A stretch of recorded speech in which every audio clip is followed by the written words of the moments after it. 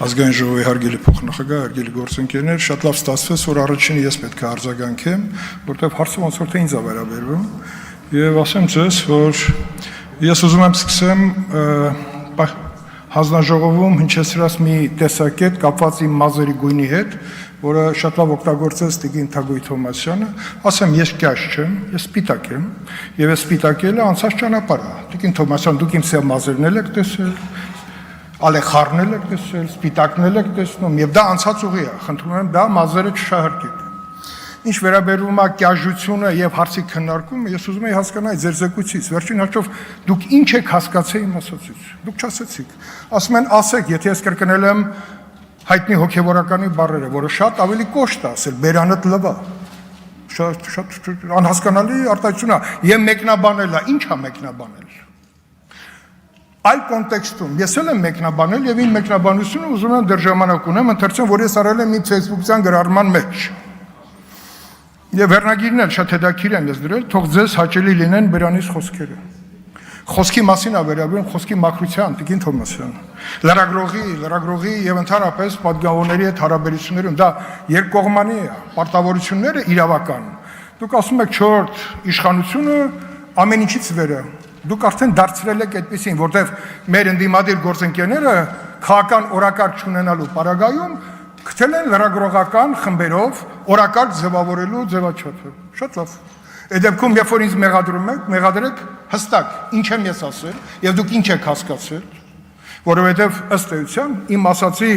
մեկնաբանությունը, թե ես ինչ եմ ասել, ես կարող եմ կարդալ։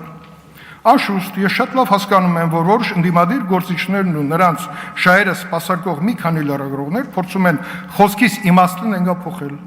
լարվածության նոր առիթ ստեղծելու իմ անունը շահարկելու նպատակով, սակայն համոզված եմ, որ տհաճ ափսոսանքի արժանի միջադեպ է, ես գրել եմ հաջորդ օրը, չէր դառնա հանրային քննարկման առարկա, եթե գնահատականներ տվեին մեջբերումը, որ ես արել եմ ձեր սիրելի հոգևորականի ասածից։ Ես որևէ վիրավորական բան չեմ ասել, ես ասել եմ խոսքի մաքրության մասին, որովհետեւ ավելի ինկալելի լինի, ես նույնիսկ վերջում բերել եմ Սաղմոս եւ այստեղ նաեւ ձեր թերթի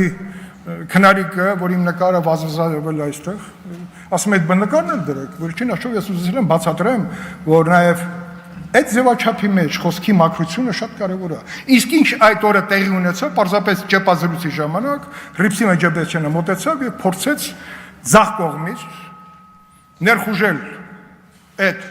աշխատանքի մեջ, որ ես թույլ չտվեցի։ Ասեցի գնաք կանգնի այնտեղ, որտեղ մարդիկ ժամանակի շուտ կանգնել են եւ մենք սկսել ենք մեր ուրեմն ճեպազրույցը։ Էլի ասեմ, դուք չեք կարող ասել, որ ես բաց չեմ եղել ընդդիմադիր լրատվամիջոցների առաջ։ Գուցե երևի ամենաշատ հարցազրույց տված եւ ճեպազրույց տված պատգամավորներից մեկն եմ։ Կարող եք մոնիտորինգ անել։ Եվ դա հիմա ասել, որ ես լրագրողներին ճնշել եմ, բայց ճնշվածներին չեմ մյուս օրը գալ ինձանից հարցազրույց վերցնել։ Թող ճնշված մնային, բոյկոտ էիք հայտարարել, անեիք, ինչի չեք անում։ Ուզում եմ ասեմ, արդարացի պետք է լինեք, սա առիթ էր, որպեսզի 1.5 ժամը օրակարգ չլինելու քաղաքական պարագայում դարձնեք օրակարգ։ Շնորհակալություն։ Շնորհակալություն, հաջորդիվ ելույթ կունենա